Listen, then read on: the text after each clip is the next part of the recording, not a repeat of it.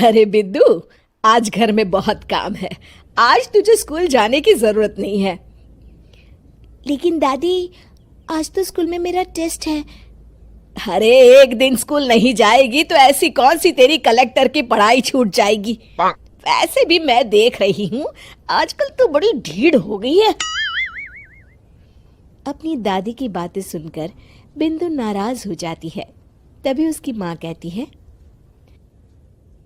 अरे बिंदु, इतनी छोटी बात पे मुंह फुलाने की क्या जरूरत है। दादी बिल्कुल सही कह रही हैं। लड़कियों को तो घर के काम काज सीखना चाहिए। अरे बहू, रमेश के लाड़ प्यार ने इसे बिगाड़ रखा है। कम से कम तू तो मेरी बात समझती है। अच्छा, मेरी पूजा का समय हो गया है, मैं पूजा करने जा रही हूँ। इतना कहकर रमेश की माँ वहां से चली जाती है। इस तरह बिंदु की दादी और माँ दोनों अक्सर उसे घर के कामों में ही उलझा कर रखते थे। कुछ दिनों के बाद राजू और बिंदु के 10वीं के रिजल्ट्स आते हैं। दोनों बच्चे दादी को अपना अपना रिपोर्ट कार्ड दिखाते हैं। शाबाश मेरे लाल, तू तो बड़े अच्छे नंबरों से पास हुआ है। तभी बिंदु कहती है, दादी मैं भी अच्छे नंबरों से पास हुई हूँ। रमेश की माँ बिंदु को अनदेखा करते हुए कहती है, हाँ हाँ ठीक है, अभी यहाँ खड़ी क्या कर रही है, सुन लिया मैंने। जाकर मेरे लिए चाय बना कर लिया।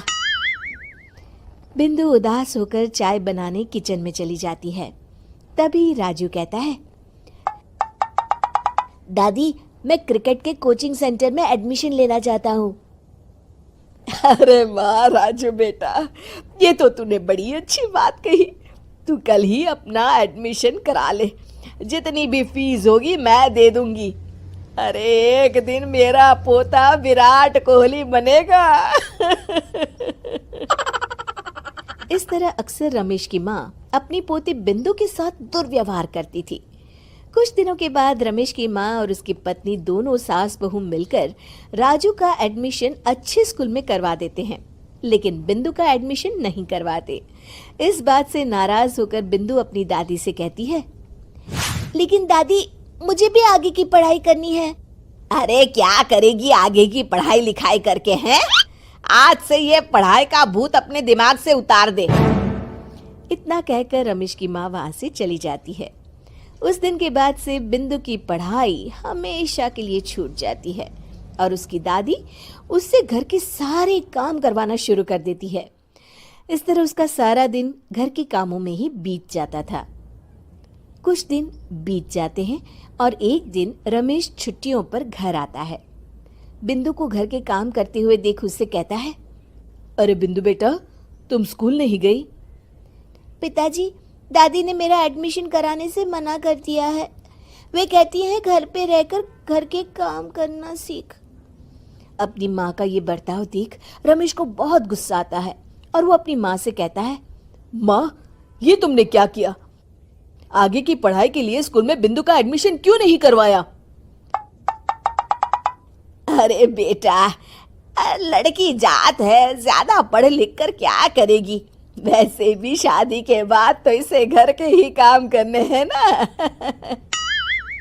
तुम किस जमाने में जी रही हो माँ? अगर कल्पना चावला के घर वाले भी तुम्हारी सोच के होते तो क्या वो पूरी दुनिया में हिंदुस्तान का नाम रोशन कर पाती? इसका स्कूल छुड़वाकर तुम इसका भविष्य बर्बाद कर रही हो, लेकिन मेरे रहते ऐसा नहीं होगा।